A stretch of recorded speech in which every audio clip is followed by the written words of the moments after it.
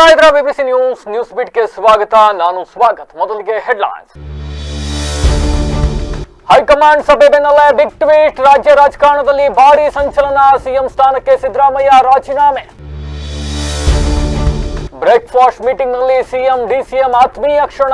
ಸಿದ್ದರಾಮಯ್ಯ ಅವರನ್ನ ತಬ್ಬಿ ಕಾಲಿಗೆ ಬಿದ್ದ ಡಿಕೆಶಿ. ಕಾವೇರಿ ನಿವಾಸದಲ್ಲಿ ಭಾವುಕ ಕ್ಷಣಕ್ಕೆ ಸಾಕ್ಷಿಯಾದ ಉಪಹಾರ ಕೂಟ.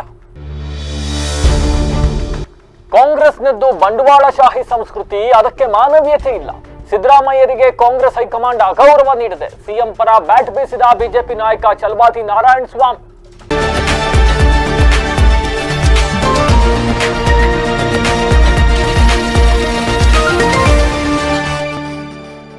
ವಾರ್ತೆಗಳ ವಿವರ. ಮೂಲಗಳ ಪ್ರಕಾರ ದೆಹಲಿಯಲ್ಲಿ ನಡೆದ ಹಲವಾರು ಮ್ಯಾರಥಾನ್ ಸಭೆಗಳ ನಂತರ ಕಾಂಗ್ರೆಸ್ ನಾಯಕ ರಾಹುಲ್ ಗಾಂಧಿ ಮುಖ್ಯಮಂತ್ರಿ ಸಿದ್ದರಾಮಯ್ಯ ರಾಜೀನಾಮೆ ನೀಡುವಂತೆ ಒತ್ತಡವನ್ನು ಹೇರಿದ್ದು, ಇದಾದ ಬಳಿಕ ಇದೀಗ ಸಿಎಂ ಸಿದ್ದರಾಮಯ್ಯ ಅವರು ರಾಜೀನಾಮೆಯನ್ನ ನೀಡಲು ಮುಂದಾಗಿದ್ದಾರೆ. ಜಾತಿ ಜನಗಣತಿ ವರದಿಯನ್ನ ಸಂಪುಟಕ್ಕೆ ಮಂಡಿಸಲು ಸಿದ್ದರಾಮಯ್ಯ ಆರಂಭದಲ್ಲಿ 2 ವಾರಗಳ ಕಾಲಾವಕಾಶ ಕೋರಿದ್ದರು ಎಂದು ವರದಿಯಾಗಿದೆ. ಆದರೆ ಪಕ್ಷದ ನಾಯಕತ್ವವು ತಕ್ಷಣದ ನಾಯಕತ್ವ ಬದಲಾವಣೆಗೆ ಒಲವು ತೋರಿತು. ಕರ್ನಾಟಕ ಕಾಂಗ್ರೆಸ್ನಲ್ಲಿ ದೀರ್ಘಕಾಲದಿಂದ ನೆನೆಗುದಿಗೆ ಬಿದ್ದಿದ್ದ ಅಧಿಕಾರ ವರ್ಗಾವಣೆ ವಿವಾದದ ಬಗ್ಗೆ ಕಾಂಗ್ರೆಸ್ ಹೈಕಮಾಂಡ್ ಕೊನೆಗೂ ನಿರ್ಣಾಯಕ ಕ್ರಮ ಕೈಗೊಂಡಿದೆ. ಮೂಲಗಳ ಪ್ರಕಾರ ದೆಹಲಿಯಲ್ಲಿ ನಡೆದ ಹಲವಾರು ಮ್ಯಾರಥಾನ್ ಸಭೆಗಳ ನಂತರ ಕಾಂಗ್ರೆಸ್ ನಾಯಕ ರಾಹುಲ್ ಗಾಂಧಿ ಮುಖ್ಯಮಂತ್ರಿ ಸಿದ್ದರಾಮಯ್ಯ ಅವರ ಮೇಲೆ ರಾಜೀನಾಮೆ ನೀಡುವಂತೆ ಒತ್ತಡ ಹೇರಿದ್ದು, ಇದಾದ ಬಳಿಕ ಅವರು ರಾಜೀನಾಮೆ ನೀಡಲು ಒಪ್ಪಿಕೊಂಡಿದ್ದಾರೆ ಎನ್ನಲಾಗಿದೆ. ಜಾತಿ ಜನಗಣತಿ ವರದಿಯನ್ನ ಸಂಪುಟಕ್ಕೆ ಮಂಡಿಸಲು ಸಿದ್ದರಾಮಯ್ಯ ಆರಂಭದಲ್ಲಿ 2 ವಾರಗಳ ಕಾಲಾವಕಾಶ ಕೋರಿದ್ದರು ಎಂದು ವರದಿಯಾಗಿದೆ. ಆದರೆ ಪಕ್ಷದ ನಾಯಕತ್ವವು ತಕ್ಷಣದ ನಾಯಕತ್ವ ಬದಲಾವಣೆಗೆ ಒಲವು ತೋರಿತು. 2023ರಲ್ಲಿ ಕಾಂಗ್ರೆಸ್ ಭರ್ಜರಿ ಗೆಲುವಿನ ನಂತರ ಉಪಮುಖ್ಯಮಂತ್ರಿ ಡಿಕೆ ಶಿವಕುಮಾರ್ ಅವರೊಂದಿಗೆ 2.5 ವರ್ಷಗಳ ಅಧಿಕಾರ ಹಂಚಿಕೆ ಸೂತ್ರವನ್ನು ಒಪ್ಪಿಕೊಳ್ಳಲಾಯಿತು ಮತ್ತು ಸಿದ್ದರಾಮಯ್ಯ ಈಗಾಗಲೇ ನಿಗದಿತ ಅವಧಿಗಿಂತ ಹೆಚ್ಚು ಕಾಲ ಮುಖ್ಯಮಂತ್ರಿಯಾಗಿ ಸೇವೆ ಸಲ್ಲಿಸಿದ್ದಾರೆ ಎಂದು ಕಾಂಗ್ರೆಸ್ ಹೈಕಮಾಂಡ್ ಅವರಿಗೆ ನೆನಪಿಸಿದೆ ಎಂಬ ಮಾತುಗಳು ಕೇಳಿಬಂದಿವೆ. ಕರ್ನಾಟಕ ಕಾಂಗ್ರೆಸ್ನಲ್ಲಿ ಮುಖ್ಯಮಂತ್ರಿ ಬದಲಾವಣೆಯ ಹೈವೋಲ್ಟೇಜ್ ರಾಜಕೀಯ ಬೆಳವಣಿಗೆಗಳು ನಡೀತಾ ಇರತಕ್ಕಂತ ಬೆನ್ನಲ್ಲೇ ಇಡೀ ರಾಜ್ಯದ ಗಮನವನ್ನು ಸೆಳೆದಿದ್ದ ಮುಖ್ಯಮಂತ್ರಿ ಸಿದ್ದರಾಮಯ್ಯ ಅವರ ಕಾವೇರಿ ನಿವಾಸದ ಉಪಹಾರ ಕೂಟ ಹಲವು ಅಪರೂಪ ಹಾಗೂ ಭಾವುಕ ಕ್ಷಣಗಳಿಗೆ ಸಾಕ್ಷಿಯಾಯಿತು. ಅಧಿಕಾರ ಹಂಚಿಕೆಯ ಬಿಕ್ಕಟ್ಟಿನ ನಡುವೆಯೂ ಉಭಯ ನಾಯಕರ ನಡುವೆ ಯಾವುದೇ ಮನಸ್ತಾಪವಿಲ್ಲ ಎಂಬುದನ್ನು ಸಾರ್ವಜನಿಕ ವಲಯದಲ್ಲಿ ನಿರೂಪಿಸಲು ಮತ್ತು ಒಗ್ಗಟ್ಟಿನಲ್ಲಿ ಇದ್ದೇವೆ ಎಂಬ ಸಂದೇಶವನ್ನು ರವಾನಿಸುವ ಪ್ರಯತ್ನ ಸಭೆಯಲ್ಲಿ ಸ್ಪಷ್ಟವಾಗಿ ಕಾಣಿಸಿದೆ. ಉಪಹಾರ ಕೂಟದಲ್ಲಿ ಭಾಗವಹಿಸಲು ಆಗಮಿಸಿದ ಉಪಮುಖ್ಯಮಂತ್ರಿ ಡಿಕೆ ಶಿವಕುಮಾರ್ ಅವರು ಸಿಎಂ ಸಿದ್ದರಾಮಯ್ಯ ಅವರ ಕಾಲಿಗೆ ನಮಸ್ಕರಿಸಿ ಆಶೀರ್ವಾದ ಪಡೆದುಕೊಂಡಿದ್ದಾರೆ. ಈ ಮೂಲಕ ಇಬ್ಬರು ನಾಯಕರು ಒಟ್ಟಿಗೆ ಇರುವ ಅಪರೂಪದ ಮತ್ತು ಆತ್ಮೀಯ ಚಿತ್ರಗಳು ಈಗ ಸೋಷಿಯಲ್ ಮೀಡಿಯಾದಲ್ಲಿ ಭಾರೀ ವೈರಲ್ ಆಗ್ತಿವೆ. ಮುಖ್ಯಮಂತ್ರಿ ಸಿದ್ದರಾಮಯ್ಯ ಅವರ ಅಧಿಕೃತ ನಿವಾಸ ಕಾವೇರಿಯಲ್ಲಿ ಆಯೋಜಿಸಲಾಗಿದ್ದ ಈ ಉಪಹಾರ ಕೂಟಕ್ಕೆ ರಾಜ್ಯ ಸಚಿವ ಸಂಪುಟದ ಬಹುತೇಕ ಎಲ್ಲಾ ಸಚಿವರು ಹಾಗೂ ಸಿಎಂ ಆಪ್ತ ಶಾಸಕರು ಹಾಜರಾಗಿದ್ದಾರೆ. ಸಭೆಯಲ್ಲಿ ಸಚಿವರಾದ Satish Jarkiholi, MB Patil, Eshwar Khandre, Santosh Lad, Priyank Kharge, NS Bosaraju, doctor Sharanprakash Patil, SS Mallikarjun, KJ George, Byrathi Suresh, doctor MC Sudhakar, N Cheluvarayaswamy, Madhu Bangarappa, Shivananda Patil, KH Muniyappa, Ramalinga Reddy, Lakshmi Hebbalkar, HK Patil, doctor HC Mahadevappa, Shivaraj Tangadagi, Dinesh Gundu Rao ಸೇರಿದಂತೆ ಶಾಸಕರುಗಳಾದ ಎಎಸ್ ಪೊನ್ನಣ್ಣ, ಬಸವರಾಜ ರಾಯರೆಡ್ಡಿ, ಅಶೋಕ್ ಪಟ್ಟಣ್ ಮತ್ತು ಪುಟ್ಟರಂಗಶೆಟ್ಟಿ ಉಪಸ್ಥಿತರಿದ್ದಾರೆ. ಉಪಹಾರ ಕೂಟ ಆರಂಭವಾಗುವ ಮುನ್ನ ಸಿದ್ದರಾಮಯ್ಯ ಹಾಗೂ ಡಿಕೆ ಶಿವಕುಮಾರ್ ಅವರು ಉಳಿದೆಲ್ಲ ಸಚಿವರನ್ನ ಕಾನ್ಫರೆನ್ಸ್ ರೂಮ್ನಲ್ಲಿ ಕಾಯುವಂತೆ ಸೂಚಿಸಿ ಮನೆಯೊಳಗಿನ ಪ್ರತ್ಯೇಕ ಕೊಠಡಿಯೊಂದರಲ್ಲಿ ಕೇವಲ ಇಬ್ಬರೇ ಸುದೀರ್ಘ ಮಾತುಕತೆ ನಡೆಸಿದರು. ಇಬ್ಬರು ನಾಯಕರು ಎಲ್ಲರನ್ನ ಹೊರಗೆ ಕಳುಹಿಸಿ ಸುಮಾರು ಅರ್ಧ ಗಂಟೆಗೂ ಹೆಚ್ಚು ಕಾಲ ನಡೆಸಿದ ಈ 1-to-1 ಚರ್ಚೆ ತೀವ್ರ ರಾಜಕೀಯ ಕುತೂಹಲ ಮೂಡಿಸಿದೆ. ಸಿಎಂ ಸಿದ್ದರಾಮಯ್ಯ ಅವರನ್ನ ಕಾಂಗ್ರೆಸ್ ಹೈಕಮಾಂಡ್ ಅಗೌರವದಿಂದ ನಡೆಸಿಕೊಂಡಿದೆ ಅಂತ ಪರಿಷತ್ ವಿಪಕ್ಷ ನಾಯಕ ಚಲವಾದಿ ನಾರಾಯಣ ಸ್ವಾಮಿ ಕಿಡಿಕಾರಿದ್ದಾರೆ. ಬೀದರ್ನಲ್ಲಿ ಮಾತನಾಡಿದ ಅವರು, ಕಾಂಗ್ರೆಸ್ ಹೈಕಮಾಂಡ್ ಸಿದ್ದರಾಮಯ್ಯ ಅವರನ್ನ ಅಗೌರವದಿಂದ ನಡೆಸಿಕೊಂಡಿದೆ. ಆದರೆ ಸಿಎಂ ಸಿದ್ದರಾಮಯ್ಯ ಯಾವುದನ್ನು ತೋರಿಸಿಕೊಳ್ಳುತ್ತಿಲ್ಲ. ಯಾಕಂದ್ರೆ ನನ್ನ ಹಿರಿತನದ ಗೌರವ ಹೋಗಬಾರದು ಎಂದು ಸಿದ್ದರಾಮಯ್ಯ ನೋವು ತೋರಿಸುತ್ತಿಲ್ಲ ಎಂದು ಹೇಳಿದರು. ಕಾಂಗ್ರೆಸ್ನ ಸಂಸ್ಕೃತಿಯೇ ಅದಾಗಿದ್ದು, ಇದೊಂದು ಬಂಡವಾಳಶಾಹಿಗಳಿಗೆ ಮಣೆ ಹಾಕುವ ಪಕ್ಷ. ಮಾನವೀಯತೆಯಿಂದ ಹೈಕಮಾಂಡ್ ನಡೆದುಕೊಳ್ಳಬೇಕಿತ್ತು, ಆ ರೀತಿ ನಡೆದುಕೊಂಡಿಲ್ಲ. ಮೊದಲು ಹೈಕಮಾಂಡ್ ಸಿದ್ದರಾಮಯ್ಯ ಜಿ ಅಂತಿದ್ರು, ಈಗ ಸಿದ್ದರಾಮಯ್ಯ ಯು ಮಸ್ಟ್ ರಿಸೈನ್ ಎಂದಿದ್ದಾರೆ. ನನ್ನ ಹೈಕಮಾಂಡ್ ಗೌರವಿಸಿಲ್ಲ ಎಂದು ಸಿಎಂ ಸಿದ್ದರಾಮಯ್ಯ ತಮ್ಮ ಗೆಳೆಯರ ಜೊತೆ ಹೇಳಿಕೊಂಡಿದ್ದಾರೆ ಎಂದರು. ಸಿಎಂ ಸಿದ್ದರಾಮಯ್ಯ ರಾಜೀನಾಮೆ ನೀಡಲು 1 ತಿಂಗಳು ಟೈಮ್ ನೀಡಿ ಎಂದು ಹೈಕಮಾಂಡ್ಗೆ ಹೇಳಿದ್ರು. ಆದರೆ 1 ದಿನಾನೂ ಇಲ್ಲ, ಈಗಲೇ ರಾಜೀನಾಮೆ ನೀಡಿ ಎಂದು ಹೈಕಮಾಂಡ್ ಹೇಳಿದೆ.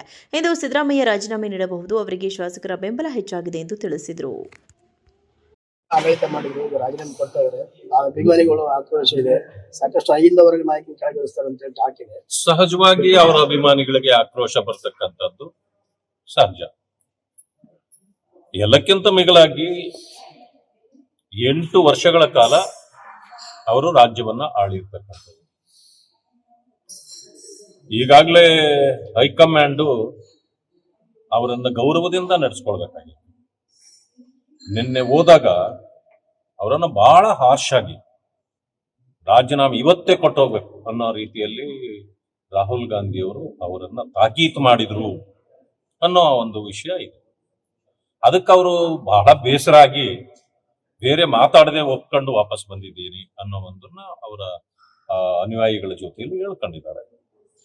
ಅದು ಹಿರಿಯ ವಯಸ್ಸಿನ ಒಬ್ಬ ವ್ಯಕ್ತಿಯನ್ನ ಈ ರೀತಿ ಮಾಡಬಾರ್ದು. ಆಮೇಲೆ ಹೈಕಮಾಂಡ್ ಅಂತೀವಲ್ಲ ಕಾಂಗ್ರೆಸ್, ಯಾರು ರಾಹುಲ್ ಗಾಂಧಿ ಒಬ್ಬರೇನಾ ಹೈಕಮಾಂಡ್ ಅಂದ್ರೆ ಗಾಂಧಿ ಫ್ಯಾಮಿಲಿ ಹೈಕಮಾಂಡ್, ಮತ್ತೆ ನಮ್ಮ ಮಲ್ಲಿಕಾರ್ಜುನ್ ಖರ್ಗೆ ಸಾಹೇಬರು ಅಧ್ಯಕ್ಷರಲ್ವಾ, ಅವ್ರಿಗೇನು ಹೈಕಮಾಂಡ್ ಅನ್ನೋದು ಅವ್ರಿಗೇನು ಸಂಬಂಧ ಇಲ್ವಾ? ಈ ವಿಷಯವನ್ನ ಅವ್ರು ಮಾತಾಡ್ಬೇಕಾಗಿತ್ತು. ದೇಶಾದ್ಯಂತ ಬಕ್ರೀದ್ ಹಬ್ಬ ಆಚರಣೆ ಮಾಡ್ತಾ ಇರತಕ್ಕಂತ ಮುಸ್ಲಿಂ ಬಾಂಧವರು ಅರಸೀಕೆರೆ ನಗರದಲ್ಲಿ ಸುನ್ನಿ ಜಮಿಯಾ ಮಸೀದಿಯಿಂದ ಮೆರವಣಿಗೆ ಮೂಲಕ ನಡ್ಕೊಂಡು ಬಂದು ಈದ್ಗಾ ಮೈದಾನದಲ್ಲಿ ಸಾಮೂಹಿಕ ಪ್ರಾರ್ಥನೆ ಸಲ್ಲಿಸಿದರು. ನಂತರ ಗುರುಗಳು ಪ್ರಾರ್ಥನೆ ಮಾಡಿ ಬಕ್ರೀದ್ ಹಬ್ಬದ ಪ್ರವಚನಗಳನ್ನು ಬೋಧಿಸಿದರು. ಮಾನವ ಇತಿಹಾಸದಲ್ಲಿ ಕೆಲವು ಹಬ್ಬಗಳು ಕೇವಲ ಆಚರಣೆಯ ದಿನಗಳಾಗಿರುವುದಿಲ್ಲ, ಅವು ಜೀವನದ ಮೌಲ್ಯಗಳನ್ನು ನೆನಪಿಸುವ ಆತ್ಮೀಯ ಸಂದೇಶಗಳಾಗಿರುತ್ತವೆ. ಅಂತಹ ಮಹತ್ವಪೂರ್ಣ ಹಬ್ಬಗಳಲ್ಲಿ ಇಸ್ಲಾಮಿನ ಪವಿತ್ರ ಹಬ್ಬವಾದ ಈದ್ ಉಲ್ ಅದ್ಹಾ ಅವರ ಬಕ್ರೀದ್ ಎಂದು ಆಜ್ವಾ ಎಂದರೆ ತ್ಯಾಗ. ಮನುಷ್ಯ ತನ್ನ ಆಸೆ, ಅಹಂಕಾರ ಮತ್ತು ಸ್ವಾರ್ಥವನ್ನು ಅಲ್ಲಾಹನ ಆದೇಶಕ್ಕಾಗಿ ತ್ಯಜಿಸುವ ಮಹೋನ್ನತ ಮನೋಭಾವವೇ ಈ ಹಬ್ಬದ ಆತ್ಮವಾಗಿದೆ. ಏಕದೇವ ವಿಶ್ವಾಸದ ಸಮಾಜ ಸ್ಥಾಪನೆಗಾಗಿ ಪ್ರವಾದಿ ಇಬ್ರಾಹಿಂ ಅವರು ಇಡೀ ಜೀವನವನ್ನೇ ಮುಡುಪಾಗಿರಿಸಿ ಹಲವಾರು ಸವಾಲು ಸ್ವಪರೀಕ್ಷೆಗಳನ್ನು ಎದುರಿಸಿ ತ್ಯಾಗ ಬಲಿದಾನ ಮಾಡಿದ್ದಾರೆ. ಅವರ ಜೀವನ ಎಲ್ಲರಿಗೂ ಮಾದರಿಯಾಗಲಿ ಎಂದು ಈ ಹಬ್ಬವನ್ನು ಆಚರಿಸಲಾಗುತ್ತದೆ ಎಂದು ಹೇಳಿದರು. ಈ ಪವಿತ್ರ ಹಬ್ಬವು ನಮ್ಮ ಹೃದಯಗಳಲ್ಲಿ ಭಕ್ತಿ, ಪ್ರೀತಿ, ಸಹಾನುಭೂತಿ ಮತ್ತು ಮಾನವೀಯತೆಯ ಬೆಳಕನ್ನು ಹೆಚ್ಚಿಸಲಿ. ನಮ್ಮ ಮನೆಗಳಲ್ಲಿ ಮಾತ್ರವಲ್ಲ, ಸಮಾಜದ ಪ್ರತಿಯೊಂದು ಹೃದಯದಲ್ಲೂ ಈದ್ ಸಂತೋಷ ಅರಳಲಿ ಹಾಗೂ ಸರ್ವಶಕ್ತನಾದ ಅಲ್ಲಾಹ ನಮ್ಮ ದೇಶದಲ್ಲಿ ಹಾಗೂ ಇಡೀ ಜಗತ್ತಿನಲ್ಲಿ ಶಾಂತಿ, ಸೌಹಾರ್ದತೆ, ಸಹಬಾಳ್ವೆಯನ್ನ ನೆಲೆ ನಿಲ್ಲಿಸಲಿ. ಎಲ್ಲ ಜಾತಿ ಧರ್ಮದವರು ಸಹೋದರತೆಯಿಂದ ಬದುಕಲಿ ಎಂದು ಹೇಳಿ ದುವಾ ಮಾಡಿದರು. ನಂತರ ಮುಸ್ಲಿಂ ಬಾಂಧವರು ಪರಸ್ಪರ ಸೇರಿ ಹಬ್ಬದ ಶುಭಾಶಯಗಳನ್ನು ಕೋರಿದರು. जब आप पैदा हुए तो आपको हुक्म हुआ कि इनको गैर ज़ीज़रा वादी सहरा के अंदर छोड़ आए। जो हुज्जाज या जो ज़ाइरीन वहां पर गए हैं वो जानते हैं कि जहां सरकार की विलादती बासआदत हुई वहां पर एक लाइब्रेरी बनाई गई। उसी मकाम पर खाने काबा के पास में हजरत इस्माइल ज़बीहुल्लाह अलैहिस्सलातु वस्सलाम को आपकी बालकनी माजिदा को हजरत इब्राहिम छोड़कर आ गए थे। चंद खुजोरें थी, तोशा था, उसमें कुछ पानी था। जब आप जाने लगे तो हजरत इब्राहिम अलैहिस्सलातु वस्सलाम से हजरत हाजरा ने इस्तिफसार किया कि खाविंद ये बताइए कि आप हमें कहां छोड़कर जा रहे हैं? यहाँ बयान है, दरिंदे हैं, जंगल है, कोई पुरसानी हाल नहीं है, किसके भरोसे छोड़कर जा रहे हैं? 3 मरतबा आपके कामर को पकड़ा और पूछा। जब आपने जवाब न दिया तो आपने खुद ही इरशाद फरमाया हजरत ಚಾಮರಾಜನಗರ ವಿಧಾನಸಭಾ ಕ್ಷೇತ್ರದಿಂದ ಸತತ 4ನೇ ಬಾರಿಗೆ ಶಾಸಕರಾಗಿ ಆಯ್ಕೆಯಾಗಿ ಕ್ಷೇತ್ರದ ಜನರ ಮನ ಗೆದ್ದಿರತಕ್ಕಂತ ಹಿರಿಯ ನಾಯಕ ಸಿ ಪುಟ್ಟರಂಗ ಶೆಟ್ಟಿ ಅವರಿಗೆ ರಾಜ್ಯ ಸಚಿವ ಸಂಪುಟದಲ್ಲಿ ಉನ್ನತ ಮಟ್ಟದ ಸಚಿವ ಸ್ಥಾನ ನೀಡಬೇಕು ಅಂತ ಅಭಿಮಾನಿಗಳು ಹಾಗೂ ಪಕ್ಷದ ಕಾರ್ಯಕರ್ತರು ಒತ್ತಾಯಿಸಿದ್ದಾರೆ. ಕಾಂಗ್ರೆಸ್ ಮುಖಂಡ ನಯಾಜ್ ಪಾಷಾ ಹಾಗೂ ಶಾಸಕ ಸಿ ಪುಟ್ಟರಂಗ ಶೆಟ್ಟಿಯವರ ಅಭಿಮಾನಿಗಳ ಬಳಗದ ಪ್ರಮುಖರು ಇಂದು ರಾಜ್ಯ ಸರ್ಕಾರ ಹಾಗೂ ಪಕ್ಷದ ಹಿರಿಯ ವರಿಷ್ಠರಿಗೆ ಈ ಕುರಿತು ವಿಶೇಷ ಮನವಿ ಸಲ್ಲಿಸಿದ್ದಾರೆ. ಮುಖ್ಯಮಂತ್ರಿ ಸಿದ್ದರಾಮಯ್ಯ ಹಾಗೂ ಉಪಮುಖ್ಯಮಂತ್ರಿ ಡಿಕೆ ಶಿವಕುಮಾರ್ ಅವರು ಪುಟ್ಟರಂಗ ಶೆಟ್ಟಿಯವರ ಸುದೀರ್ಘ ರಾಜಕೀಯ ಸೇವೆ ಮತ್ತು ಪಕ್ಷನಿಷ್ಠೆಯನ್ನು ಪರಿಗಣಿಸಿ ತಕ್ಷಣವೇ ಅವರಿಗೆ ಸಚಿವ ಸ್ಥಾನ ನೀಡಬೇಕು ಎಂದು ಕೋರಿದ್ದಾರೆ. ಈ ಕುರಿತು ಮಾತನಾಡಿದ ಕಾಂಗ್ರೆಸ್ ಮುಖಂಡ ನಯಾಜ್ ಪಾಷಾ, ಸಿ ಪುಟ್ಟರಂಗ ಶೆಟ್ಟಿಯವರು ಚಾಮರಾಜನಗರ ಕ್ಷೇತ್ರದಲ್ಲಿ ಸತತವಾಗಿ 4 ಬಾರಿ ಶಾಸಕರಾಗಿ ಆಯ್ಕೆಯಾಗುವ ಮೂಲಕ ಇತಿಹಾಸ ಸೃಷ್ಟಿಸಿದ್ದಾರೆ. ಕ್ಷೇತ್ರದಲ್ಲಿ ಜನಸಾಮಾನ್ಯರೊಂದಿಗೆ ನಿಕಟ ಸಂಪರ್ಕ ಹೊಂದಿರುವ ಅವರು ಪಕ್ಷವನ್ನು ತಳಮಟ್ಟದಿಂದ ಬಲಪಡಿಸಿದ್ದಾರೆ. ಅವರ ಸುದೀರ್ಘ ಕಾರ್ಯವೈಖರಿಯನ್ನು ಪರಿಗಣಿಸಿ ಅವರಿಗೆ ಉನ್ನತವಾದ ಸಚಿವ ಸ್ಥಾನವನ್ನು ನೀಡಲೇಬೇಕು ಎಂದು ಒತ್ತಾಯಿಸಿದರು. ಜಿಲ್ಲೆಯ ಸರ್ವತೋಮುಖ ಅಭಿವೃದ್ಧಿಗೆ ಮತ್ತು ಪಕ್ಷದ ಬಲವರ್ಧನೆಗೆ ಪುಟ್ಟರಂಗ ಶೆಟ್ಟಿಯವರ ಅನುಭವ ಅಗತ್ಯವಿದ್ದು ಮುಖ್ಯಮಂತ್ರಿಗಳು ಹಾಗೂ ಉಪಮುಖ್ಯಮಂತ್ರಿಗಳು ಈ ಮನವಿಗೆ ಸಕಾರಾತ್ಮಕವಾಗಿ ಸ್ಪಂದಿಸಲಿದ್ದಾರೆ ಎಂದು ಅಭಿಮಾನಿಗಳ ಬಳಗದ ಹಾಗೂ ಕಾರ್ಯಕರ್ತರು ಈ ಸಂದರ್ಭದಲ್ಲಿ ಆಶಯ ವ್ಯಕ್ತಪಡಿಸಿದರು. ಚಾಮರಾಜನಗರ ಜಿಲ್ಲೆಯಲ್ಲಿ ನಾವು ಮುಸ್ಲಿಂ ಮುಖಂಡರಿಂದ ಮಾನ್ಯ ಡಿ.ಕೆ. ಶಿವಕುಮಾರ್ ಸಾಹೇಬ್ರನ್ನ, ಮಾನ್ಯ ಡಿ.ಕೆ. ಸಿದ್ದರಾಮಯ್ಯ ಅವ್ರನ್ನ ಮನವಿ ಮಾಡ್ತೀವಿ. 4ನೇ ಬಾರಿ ಪುಟ್ಟರಂಗ ಶೆಟ್ಟಿ ಅವರು 4ನೇ ಬಾರಿಲಿ ಗೆಲುವು ಇದ್ ಮಾಡಿದಾರೆ, ಗೆದ್ದಿದ್ದಾರೆ. ಅವ್ರಿಗೆ ಸಚಿವ ಸ್ಥಾನ ಕೊಡ್ಬೇಕಂತ ಮನವಿ ಮಾಡ್ತೀವಿ. ಮೈತ್ರಿ ಸರ್ಕಾರ ಇದ್ದಾಗ ಅವ್ರನ್ನ ಸಚಿವ ಸ್ಥಾನ ಕೊಟ್ಟಿದ್ರು. 136 ಸೀಟ್ ಬಂದಾಗ ಕಾಂಗ್ರೆಸ್ ಇಂದ ಅವ್ರ ಸಚಿವ ಸ್ಥಾನನ ಕೈ ಬಿಡ್ತಾ ಇದಾರೆ. ನಾವೆಲ್ಲರೂ ಮನವಿ ಸಚಿವ ಸ್ಥಾನ ಕೊಡ್ಬೇಕಂತ ಮಾನ್ಯ ಸಿದ್ದರಾಮಯ್ಯ ಅವ್ರನ್ನ, ಮಾನ್ಯ ಡಿ.ಕೆ. ಸಾಹೇಬ್ರನ್ನ, ಕಾಂಗ್ರೆಸ್ ಹಲವಾರು ಮುಖಂಡರುಗಳನ್ನ ಬೇಳ್ಕೊತಾ ಇದೀವಿ. ಶೆಟ್ಟಿ ಅವ್ರಿಗೆ ಸಚಿವ ಸ್ಥಾನ ಕೊಡಿ ಅಂತ ಬೇಳ್ಕೊತಾ ಇದೀವಿ. ರಾಜ್ಯ ರಾಜಕಾರಣದಲ್ಲಿ ಸಚಿವ ಸಂಪುಟ ಪುನರ್ರಚನೆ ಹಾಗೂ ಬದಲಾವಣೆಯ ಚರ್ಚೆಗಳು ಜೋರಾಗ್ತಾ ಇರತಕ್ಕಂತ ಬೆನ್ನಲ್ಲೇ ಇದೀಗ ತಾವು ಕೂಡ ಸಚಿವ ಸ್ಥಾನದ ಆಕಾಂಕ್ಷಿ ಅಂತ ಕೊಳ್ಳೇಗಾಲ ಕ್ಷೇತ್ರದ ಶಾಸಕ ಎಆರ್ ಕೃಷ್ಣಮೂರ್ತಿ ಬಹಿರಂಗವಾಗಿ ಹೇಳಿಕೆಯನ್ನ ನೀಡಿದ್ದಾರೆ. ನಗರದ ಸರ್ಕಾರಿ ಪತ್ರಿಕಾ ಭವನದಲ್ಲಿ ಹಮ್ಮಿಕೊಳ್ಳಲಾಗಿದ್ದ ಪತ್ರಕರ್ತರೊಂದಿಗಿನ ಸಂವಾದ ಕಾರ್ಯಕ್ರಮದಲ್ಲಿ ಭಾಗವಹಿಸಿ ಮಾತನಾಡಿದರು. ಈ ವೇಳೆ ಮಾಧ್ಯಮ ಪ್ರತಿನಿಧಿಗಳು ಕೇಳಿದ ನೇರ ಪ್ರಶ್ನೆಗೆ ಉತ್ತರಿಸಿದ ಅವರು, ಮುಂದಿನ 2 ವರ್ಷಗಳ ಅವಧಿಗೆ ನಾನು ಕೂಡ ಸಚಿವ ಸ್ಥಾನದ ಆಕಾಂಕ್ಷಿಯಾಗಿದ್ದೇನೆ ಎಂದು ತಮ್ಮ ಇಂಗಿತವನ್ನ ಮುಕ್ತವಾಗಿ ಹಂಚಿಕೊಂಡರು. ಕಾರ್ಯಕ್ರಮದಲ್ಲಿ ತಮ್ಮ ರಾಜಕೀಯ ನಡೆ ಹಾಗೂ ಜಿಲ್ಲೆಯ ಅಭಿವೃದ್ಧಿ ಕುರಿತು ಮಾತನಾಡಿದ ಶಾಸಕರು, ಪಕ್ಷದಲ್ಲಿ ತಮ್ಮ ಹಿರಿತನ ಮತ್ತು ಅನುಭವವನ್ನು ಪರಿಗಣಿಸಿ ಮುಂಬರುವ ದಿನಗಳಲ್ಲಿ ಸಚಿವ ಸ್ಥಾನ ಸಿಗುವ ಭರವಸೆಯನ್ನು ವ್ಯಕ್ತಪಡಿಸಿದರು.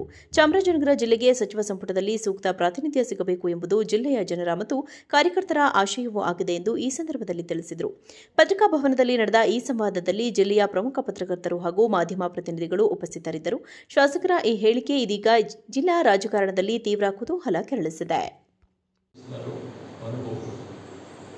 ಆದ್ದರಿಂದ ನಮ್ಮ ಪರಿಶಿಷ್ಟ ಜಾತಿಯ ಮೀಸಲು ಕ್ಷೇತ್ರದ ಯಾವೊಬ್ಬ ಶಾಸಕರು ಕೂಡ 97ರಿಂದ ಎನ್ಮಹೇಶ್ ಅವರ ಶಾರ್ಟ್ ಪೀರಿಯಡ್ ಆ ಪಕ್ಷದಲ್ಲಿ ನರೇಂದ್ರ ಸ್ವಾಮಿಯವರು ಆವಾಗ ಒಂದು ಸ್ವಲ್ಪ ದಿನ ಮಂತ್ರಿ ಆಗಿದ್ದು ಜಿಲ್ಲಾ ಇಲ್ಲಿ ಬಂದು ಕೊಳ್ಳೇಗಾಲದಲ್ಲಿ ಸಭೆ ಮಾಡಿ ಹೋದ ನಂತರ ಇನ್ನೊಬ್ಬ ಪರಿಶಿಷ್ಟ ಜಾತಿಯ ಮೀಸಲು ಕ್ಷೇತ್ರದ ಶಾಸಕ ನಮ್ಮ ಜಿಲ್ಲೆಯಲ್ಲಿ ಮಂತ್ರಿ ಆಗಿದೆ. ಎಲ್ಲ ಸಮುದಾಯಗಳಿದೆ, ಉಪ್ಪಾರಿಗಾಗಿದೆ, ನಾಯಕರಿಗಾಗಿದೆ, ಕುರುಬ ಸಮಾಜಗಳಿಗಾಗಿದೆ, ಲಿಂಗಾಯತರಿಗಾಗಿದೆ, ಒಕ್ಕಲಿಗರಿಗಾಗಿದೆ. ನೀವು ಲೆಕ್ಕ ಕೊಡಬೇಕು, ಮಾಡಿಕೊಡ್ಬೇಕು ಅಂತಕ್ಕಂಥದ್ದು ಯಾರೆಲ್ಲರೂ ಕೂಡ ಅವರ ಆಸಕ್ತಿ ಇದ್ದೇ ಇದೆ. ನಾನು ಸಮರ್ಥವಾಗಿ ಅಂಬೇಡ್ಕರ್ ಅಧ್ಯಕ್ಷರಾಗೂ ಕೂಡ prove myself I can administer, I can develop ಅಂತಕ್ಕಂಥ. ಈಗಲೂ ನೀವು ಮೀಟಿಂಗ್ನಲ್ಲಿ ನೋಡ್ತೀರ, ಸಮರ್ಥವಾಗಿ ನೀವು ಮೀಟಿಂಗ್ ಭಾಗವಹಿಸ್ತೀರಿ, ವಿಷಯಗಳು ಮಾತನಾಡ್ತೀರಿ. ಅಧಿಕಾರಿಗಳು ನನ್ನನ್ನು ಒಪ್ಪೋದಾರೆ, ನಾನು ಸಬ್ಜೆಕ್ಟ್ ಕೊಟ್ಟು ಎಲ್ಲೂ ಕೂಡ ಬೇರೆ ನಾನು ಹೋಗೋದು. ಇವತ್ತು ಕೂಡ ನಮ್ಮ ಜಿಲ್ಲೆಯವರು ಹೊರಗಡೆಯವರೇ ಜಿಲ್ಲಾ ಮಂತ್ರಿಗಳಾಗಿದ್ದಾರೆ. ಸ್ಥಳೀಯವಾಗಿರ್ತಕ್ಕಂಥವ್ರಿಗೆ ಪುಟ್ಟಣ ಶೆಟ್ಟಿ ಅವರು ಕೂಡ ಒಂದು ಸಲ ಆಗಿದ್ದಾರೆ, 2 ಬಾರಿ ನಿಗಮ ಮಂಡಳಿ ಕೂಡ ಅಧ್ಯಕ್ಷರಾಗಿದ್ದಾರೆ. ಇರೋ ಸಂದರ್ಭದಲ್ಲಿ ಅವ್ರಿಗೂ ಮಾಡಲಿ, ನಾನೇನು ಬೇಡ ಅಂತ ಹೇಳಲ್ಲ.